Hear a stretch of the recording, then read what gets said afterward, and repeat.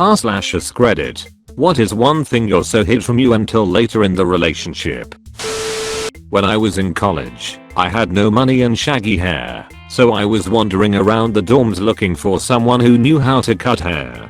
A cute girl overheard me and said, "Hey, I know how to cut hair." She gave me a haircut in the hallway and then asked if I wanted to go to Steak and Shake. I said sure. It's been 13 years, we are married, and she still gives me haircuts. About 2 years into the relationship, she confessed that she had no idea how to cut hair, but really wanted an excuse to hang out with me. She did it in the hallway and asked me to Steak and Shake because she didn't want me to look in a mirror and see the results. She's actually pretty good at it now, though. My GF, now wife, and I had been living together for 2 years before I told her I watched Star Trek. I was worried she would think I was too nerdy. It was the early 90s. I had a VCR at my parents' house and I would have dinner with them once a week and then watch the latest episode of The Next Generation. It all came out one week when my GF and I were both over for dinner. We were getting ready to leave when my mom says, "Aren't you going to watch Trek first?" It was all out in the open. My GF immediately felt bad for me, saying she would never have judged me for watching Trek. She even watched a few episodes with me. I had on VHS at my parents' home. She liked it and thought the stories and themes were good. Trying to assuage my fears further, a few months later she surprised me with tickets for both of us to a Star Trek convention that was coming to town. So we went. After about 30 minutes walking around the con, seeing autograph booths, vendors, and cosplayers, she leaned into me and whispered lovingly in my ear, "You were right not to tell me." So, when I was younger, my group of friends had this tradition of messing with people who passed out, drawing on them, stacking things on them, etc. Anyway, one night I noticed there were a lot of people passed out. So I started bingo daubing everyone on the forehead. Then I realized I was the only one awake. Not only that, but I had bingo daubed the forehead of a girl I really liked. I didn't want her to get pissed off at me for bingo daubing her forehead, so I concluded, in my drunken stupor, that I had no other choice than to bingo daub myself. So I did. Years went by, and it was always a mystery who bingo daubed everyone. The girl I liked at that party had been my girlfriend for several years now, and I finally decided to come clean. She thought it was hilarious. But let me tell you, that ink they use in those bingo daubers is really hard to clean off your forehead.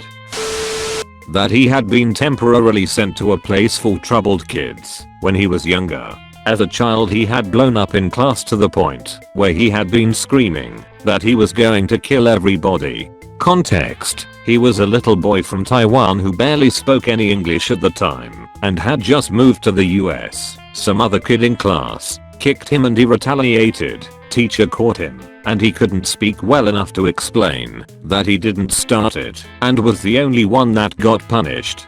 He didn't like that and started getting agitated, and when no one understood he began yelling what he didn't know how to say. School called authorities and he got taken away. Stayed in that facility for a few weeks being fed meds and all that. He told me that the only reason he was compliant in there was because he was scared he would never see his mom again. He never told anyone else because he didn't want people to think he was crazy when he was really only a frightened little kid no one tried to listen to. He brought me to a house party just a couple of weeks after we started dating. He pointed out a young lady and said he'd been dating her before me. What he didn't mention was that he failed to tell her that the relationship was over. No wonder she was giving me the stinky all night. I'm also 99% sure he was seeing someone else before we decided to get divorced, since he was spending all his time at the place his new girlfriend worked. Furthermore, I'm 99% sure he met someone else before they broke up several years later, based on how they met and when they started dating. There's a pattern here.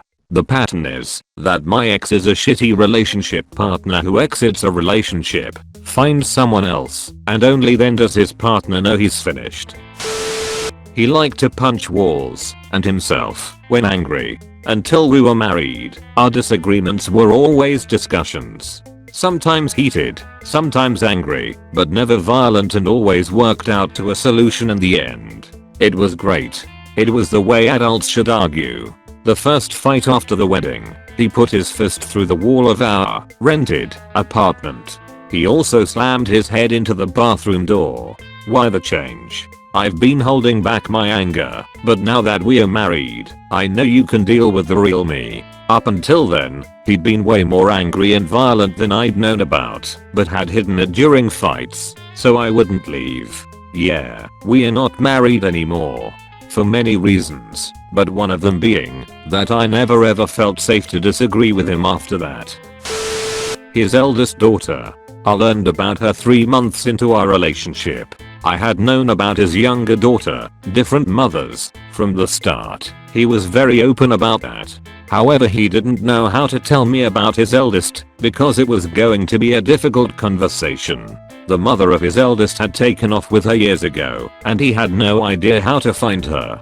Within a year of our dating we found her. It was very rough at first, because she had been brought up being told that her father didn't care about her, typical parental alienation. Within the next 5 years her father and I got married, and she opted to live with us. Now she is an adult, living her life on her terms, and we are incredibly proud of her. Edited too. Wow, I'm amazed at how this blew up, and how many people are in similar situations. Going to take advantage of that to ask a question of my own. Can any Canadian lawyers tell me the process I would need to legally adopt the adult child in question? I'm not rolling in cash, so I'd like to save it for the actual legal fees instead of on asking the questions. His wife of 15 years, and his new girlfriend. Quite the talented man. Edit. He told his wife he was in the CIA, and that I was his partner, so she didn't question long nights and week-long investigations after our romantic getaways. Told me before we started dating, he and wife were separated. Divorce was taking so long, because of the trust fund, that she wanted half of, non-existent as it were, and I had no reason to doubt it. He made her sound like a head case. Told new girlfriend that I, current girlfriend, just wanted him for his money, and that he deserved better, but he couldn't break up with me right away, because he was afraid of what I would do to myself. Ha. I got suspicious of new girlfriend, just a colleague, and went to confront him. He was out with her, and brother spilled the beans. Brother had just discovered the story of this whole mess, and was more than willing to talk. I beat the shit out of him, made him call up his now ex-wife, tell her the story, outed him to his family and friends and the new girl, and watched his world burn. I think the CIA should recruit him. He'd be fabulous at being a secret agent. Edit 2. Afterwards, once the anger died down, and I was looking at things with a clear head, I realized just how much he lied in general. Over the smallest things. Where he ate, things he did. He lied about his ethnicity. The man needs professional help for certain. My now husband acted like he knew how to grill steaks and just casually grabbed steaks and asked me how I like mine, and then made perfect steaks. Then continued making perfect steaks for months, then years. And I just learned a month or so ago that the first time he made steaks for me was the first time he'd made steaks in his life. He'd just studied up intensely because he felt that I would be impressed by him making me a good steak. I thought he had been making steaks for years to throw down a perfect steak like it was no big thing, but it turned out he did a ton of research and was sweating bullets trying to get it right. He's the best. Kind of relevant story. I brought a girl over for a dinner date and cooked a steak that had been in my fridge for like 4 days. It was about to turn, but it was fine. I work in a meat shop, and it was cut fresh when I got it. But I was kind of worried. Steak turned out fine. She loved it. Nothing happened that night. Next morning I drive her to work, and I had to stop to let her throw up like twice. I felt horrible.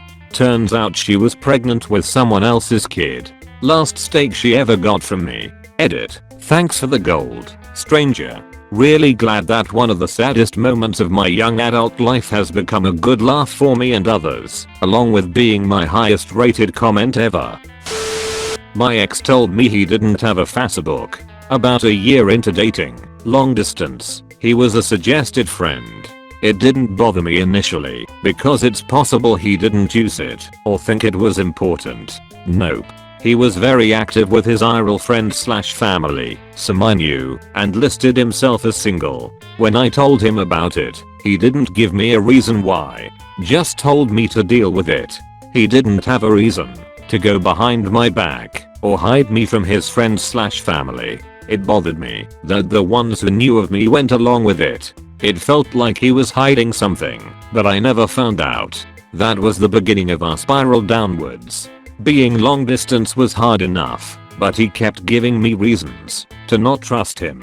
We broke up a year after that, and boy, was it messy. We lived in the same town as kids, and although we didn't meet until college, there were a lot of coincidences in our childhoods. We took swimming lessons at the same lake, spent time in the kids section at the same library, played at the same playground, etc. Turns out our grandparents even lived around the corner from each other, several states away. I had made a big deal about how we must have also gone to the same elementary school. Well, one day early in our relationship we got ice cream cones, also at a place we had both frequented as kids, and then took a walk to the school, which was down the street.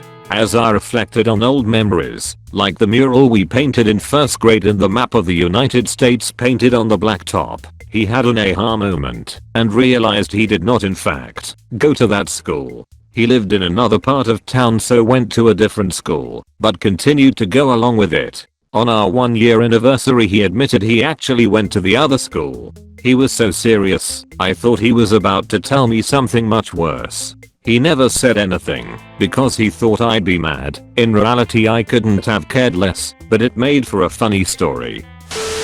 Personally I was the opposite with my so I laid it all out on the table right away. History of eating disorder now recovered, depression, anxiety, self-harm, abusive childhood, etc. because I wanted him to know what he was getting himself into. I was his first everything, and I sensed such a sweet innocence in him. It didn't seem fair to have him get emotionally invested in me and then feel trapped with a crazy chick due to guilt. I gave him every opportunity to bail and would not have blamed him one bit for running away. I was past a lot of my issues, but I still had quite a bit of emotional baggage when we met that I was still working on. Instead of scaring him off, he actually respected my honesty and fell for me harder. Now we are married and expecting our first child.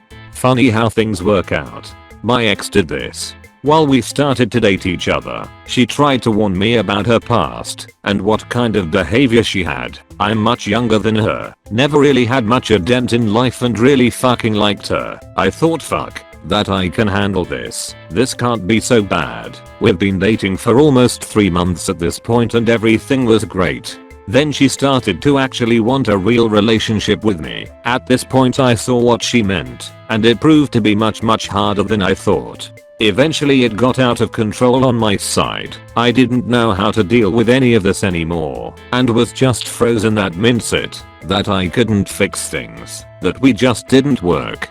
I ended it 3 months ago and it's still fucking painful. I really liked her, but I wasn't ready for the relationship, I guess. On one hand I think what she did was great. It's great to prepare your partner for this, but I also feel like it was a way of justifying some of her behaviors and to prevent her from trying to fix some underlying issues. I wish I could have done better. An ex of mine hid the fact that she still held contact with her abusive ex for the entirety of our relationship. I'd found out earlier on that she did this. I tried to let it slide, but some of the shit being said to her made me very uncomfortable. She also would often talk about how she had hung out with her ex and his friends the previous weekend, just before she would be with me. Eventually I asked her to stop talking to him, as it made me feel super uncomfortable in the relationship, and that it felt like she just wanted to move back to being with him. She agreed to not talking to him or his group of shit stains, which really meant hiding it from me. I found out when she would not respond one night. I got worried as we talked every day. So the next day I asked if she was alright and if anything was wrong or if she just needed a quiet night. Turns out she had blocked my phone to not make him, her ex, mad that I was talking to you. Me, being the dunce I am, didn't break it off. She did after I got to her house the night after her ex slept over, and the fucked. A lot. Evidence of said fucking being, hikers all over her body, her wearing provocative clothing that we'd bought together for the sole purpose of dirty times, and she told me, I guess we all have to learn that the first relationship is rarely ever the one you'll have for the rest of your life. I wanted that one to be so bad. It put me in and out of the hospital for a while. Thanks for anyone reading this, felt good to talk about it.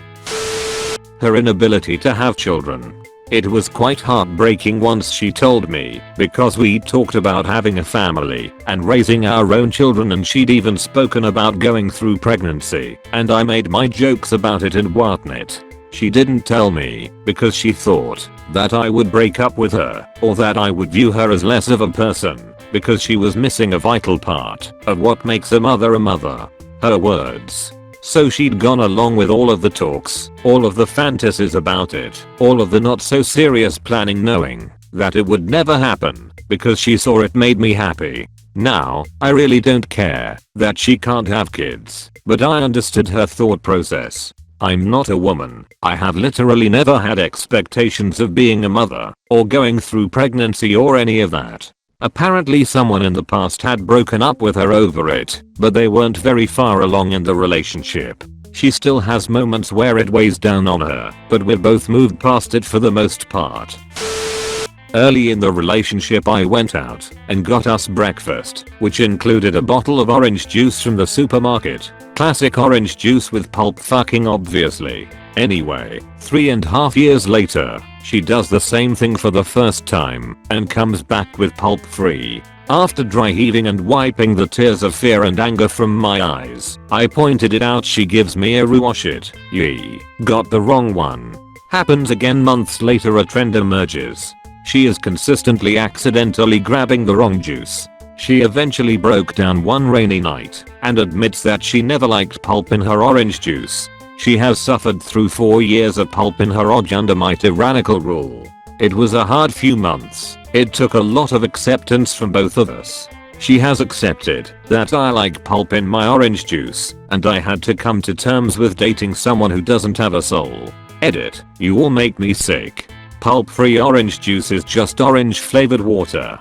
Take a look at yourselves in the mirror and change everything about your lives. Not together anymore thankfully, but he told me he grew up in Egypt and moved here at age 6 or 7, can't remember. I didn't question it as he was Egyptian and would talk with my family and me about growing up there. I started wondering about his stories. He'd tell me though, like getting jumped because he would have been so young, and one time I was helping him with his pre-calc homework and he was having trouble with basic algebraic stuff. He explained he learned it differently in Egypt, but you don't learn that until like freshman year. Other stuff just didn't add up. Finally the truth came out 6 or 7 months into our relationship when I was with him and his dad talking about how many schools he went to. I started counting them and was like, so there was the elementary school in Egypt. And his dad cut me off super confused and said he's never even been to Egypt. So he hid his entire childhood from me and probably would kept the lie going forever if I didn't find out. He had no reason to make that up either. I guess he just wanted to sound more interesting. Her usage of cocaine and Molly whenever she went out to EDM shows, which became much more frequent towards the end. I knew about the Molly, wasn't my bag, but figured her occasional use didn't bug me. What I've now recognized as depression. Thanks to that sub from a few days ago.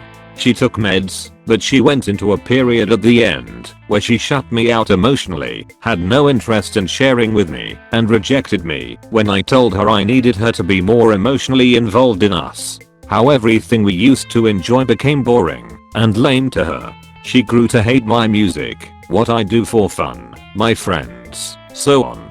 Writing this felt good. I didn't want to break up with her. She had to end it herself. It's weird knowing that somebody you loved became something you hate. Don't trust hippies.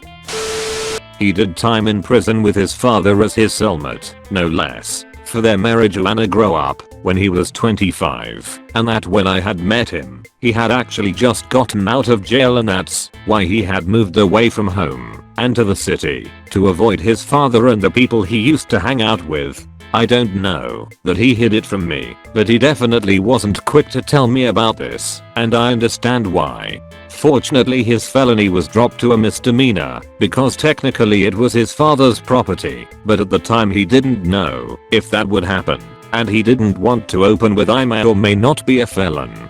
Good choice on his part. He told me about 6 or 7 months into our relationship that he had done some time with his dad. He glossed over where, when, and why, and I had a lot of questions just about what that was like, so he didn't get into the details until probably 2 years into our relationship. I had always thought that it had happened when he was barely 18, that's how he made it sound, and like it was only for a few weeks. Apparently that was just him trying to distance himself from it. That she had been raped. Backstory is, when we first met we hit it off, and we are generally into each other.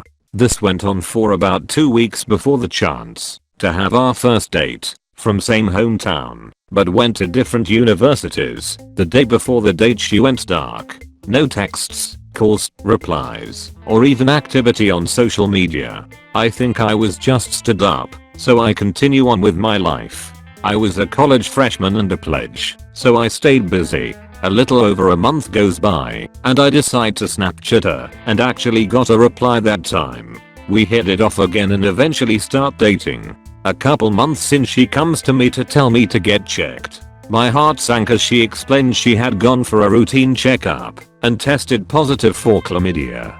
Turns out that around the time we met she had been casually talking to another guy at her school, but really fell for me. She decided to go over to his place because he invited her over. He forced himself, and being a tiny girl, she couldn't fight back.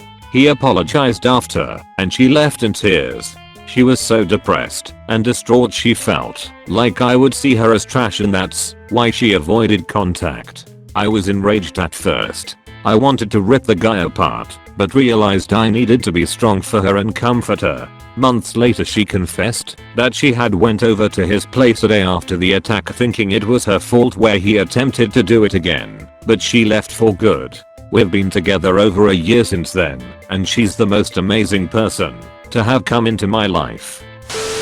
We have been dating for a while by then, before she worked up the courage one day to tell me that she was pregnant once by her previous fiance. She didn't know at first, but one day she just found out that she was already 4 months pregnant while not looking like she was at all, and she brought this up to him, who immediately somehow refused to give a concrete answer on what to do next or even take responsibility for it.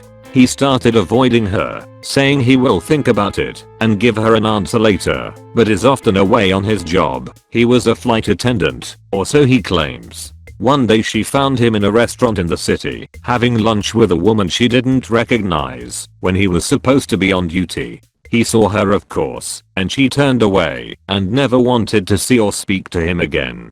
With no choice left, and with a heavy heart, she chose to get an abortion. That devastated her a lot more than the guy cheating on her, and it shook her up badly enough that the only reason she didn't want to tell me at first was because she thought I wouldn't think much of her once she told me. Well, she thought wrong, and I love her even more for being such a strong woman during all those time before we met and dated, and I want to give her my everything to make up for what she went through, as I was sure it was hard for her to get into a relationship after all that. We are now engaged for almost 2 years now, and going to get married this coming May. He hid the fact that he was a wanted felon. He had been on the run for over 20 years, and had assumed a false identity. He was now semi-retired, after making a lot of money in real estate. He was sent to jail for tax fraud, money laundering, bank/mortgage/loan fraud. The FBI questioned me because there were a few $1 million unaccounted for. I actually left him while I was pregnant and had a 3-year-old. He was also one of the first people to open a marijuana dispensary in Colorado. He would have made millions more had he not been caught after 30 years. How did he get caught? He was driving one of his vehicles from Colorado to Texas. He got pulled over for speeding, and the officer smelled weed in the vehicle. He was taken in, and his fingerprints led to his demise. My life is a Lifetime movie. **EVEN during our divorce, while he was still a millionaire, I remained loyal. My divorce attorney wanted me to pretty much blackmail him and ask for millions, or I'd turn him in. I said no. My therapist wanted me to actually turn him in. I said no. Fast forward and I ended up destitute and with a suicide attempt. My life was shit. Moral of the story: do background checks. Thank you so much for watching the whole video. Please leave a like and subscribe.